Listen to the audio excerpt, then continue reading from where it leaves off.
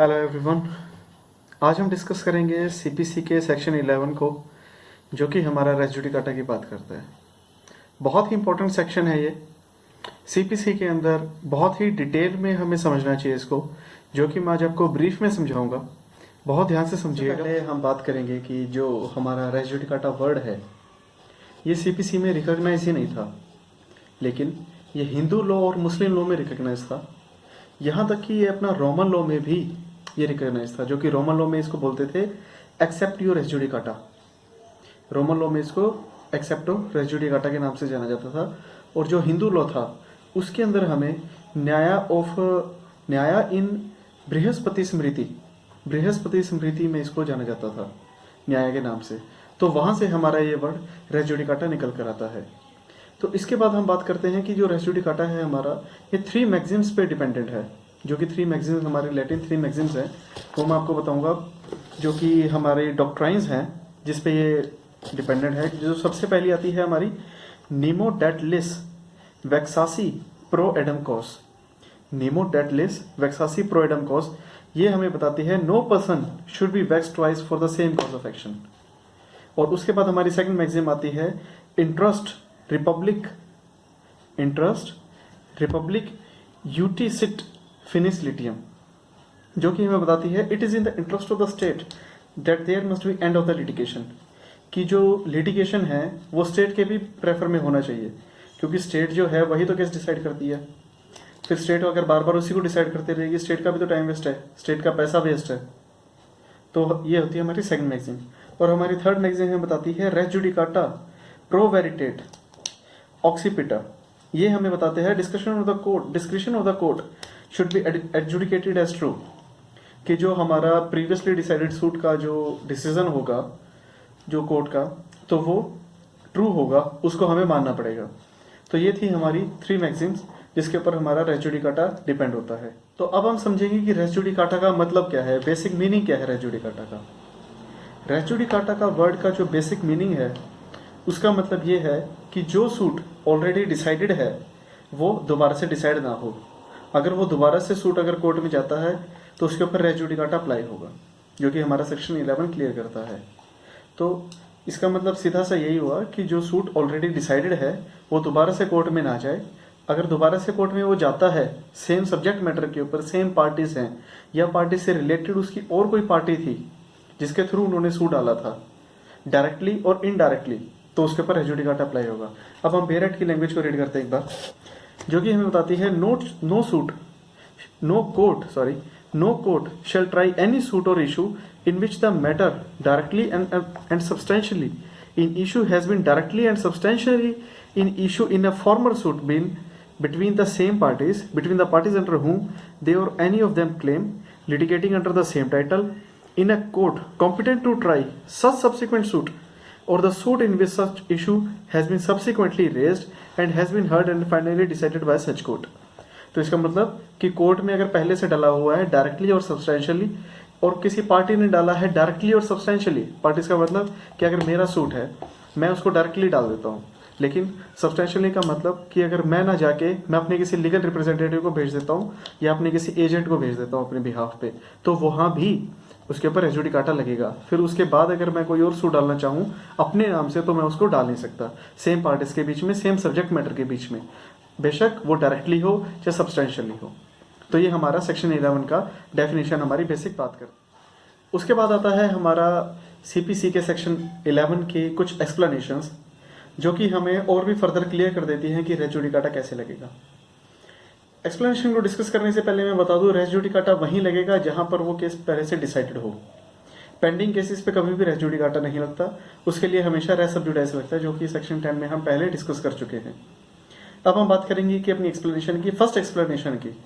बेरेट को रीड कीजिएगा मेरे साथ। सबसे पहले जो एक्सप्लेनेशन आती है, the expression farmer suit. Explanation 1 हमारी फॉर्मर सूट की जो टर्म है उसको डिस्कस करता है। वो बताता है कि फॉर्मर सूट क्या होता है। वो बताता है former suit shall denote a suit which has been decided prior to the suit in question whether or not it was instituted prior thereto. कि सूट जो है पहले से डिसाइडेड नहीं होना चाहिए, फॉर्मर सूट जो पहले से डिसाइड हो चुका है उसके ऊपर हमारा रेस जुडिकाटा लगेगा। अब आती है हमारी सेकंड एक्सप्लेनेशन की, जो हमें बात करती है कि competency of the court shall be determined, कि for the purpose of this section the competency of the court shall be determined irrespective of any provision as to right of appeal for the decision of such court। कहने का मतलब कि अगर बेशक appeal का period time expire भी हो गया है तो भी रेस जुडिकाटा लगेगा।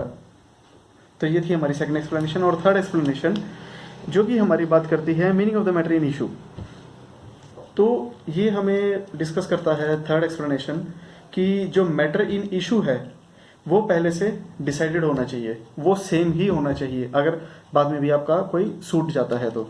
जो कि हमारी एक्सप्लेनेशन बोलती है the matter above refer to must in the former suit has been alleged by one party and either denied or admitted expressly or impliedly by the other।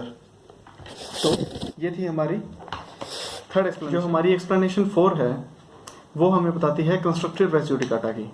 अगर आप उसकी बेरेट लैंग्वेज को पढ़ेंगे तो आपको अपने आप समझ आ जाएगी, जैसे कि मैंने आपको पहले एक्सप्लेन किया है उसी से रिलेटेड ये बात करती है। और जो एक्सप्लेनेशन 5 है वो हमारी बात करती है रिलीफ क्लेम्ड बट डिनाइड। अगर आपका कोई रिलीफ पहले क्लेम किया था, अगर वो डिनाई हो गया है तो उसके ऊपर भी रेस जुडिकाटा लगेगा। आप इसकी बेरेट लैंग्वेज को रीड करेंगे तो वो भी आपको क्लियरली समझ आ जाएगी, कोई भी डिफिकल्ट टास्क नहीं है। फिर उसके बाद आती है हमारी 6th एक्सप्लेनेशन, बेरेट में रीड कीजिएगा।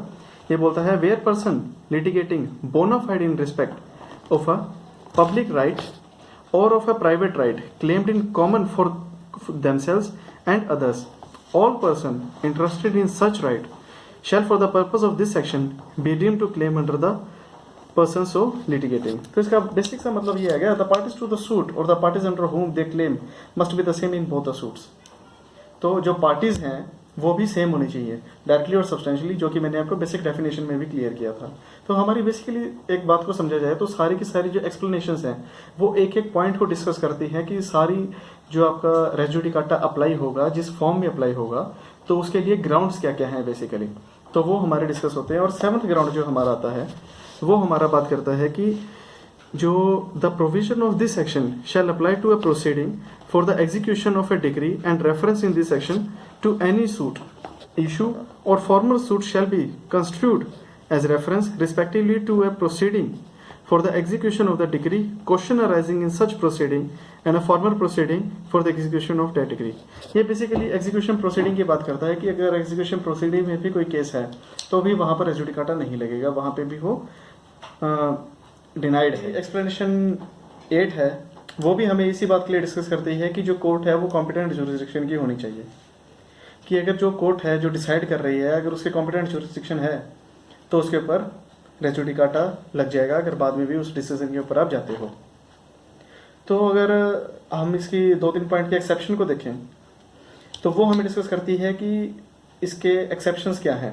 एक्सेप्शंस बेसिकली ये हैं कि जो कोर्ट की जिस कोर्ट की पहले कॉम्पिटेंसी नहीं थी, अगर उस कोर्ट से डिसीजन आता है तो उसके ऊपर रेस जुडिकाटा नहीं लगेगा। जिसके ऊपर हमारे पास एक अथॉरिटी है union of India versus Pramod Gupta 2005 की सुप्रीम कोर्ट की अथॉरिटी है, जिसमें कि हमारा डिसाइड हुआ था if the previous judgment was of the court which was not competent to deliver it then the judgment will be act as the रेस जुडिकाटा। अथॉरिटी थी उससे क्लियर हो गया कि उसके ऊपर judgment will not act as a रेस जुडिकाटा, कि उसके ऊपर रेस जुडिकाटा नहीं लगेगा।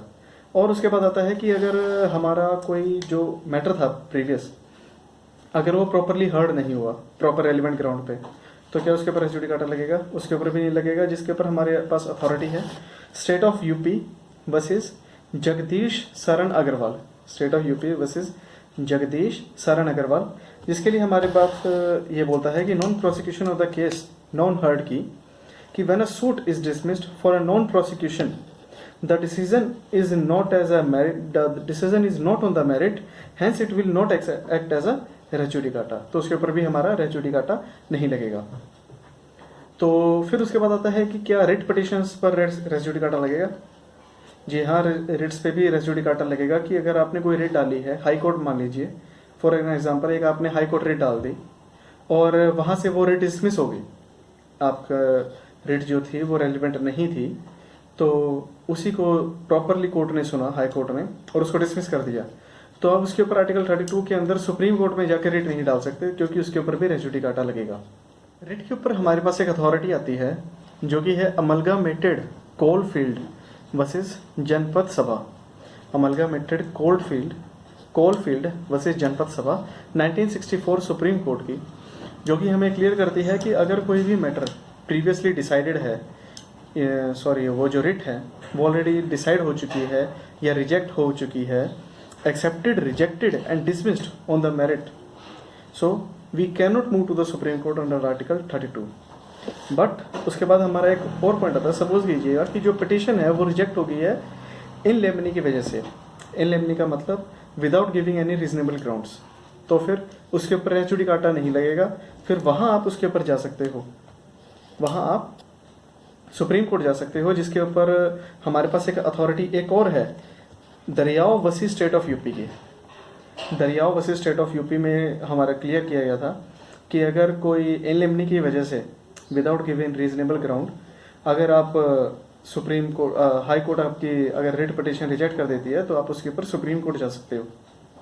तो फ्रेंड्स, ये था आज का हमारा लेक्चर सेक्शन 11 रेस जुडिकाटा के ऊपर। उम्मीद करता हूँ कि आपको ये समझ आ गया होगा।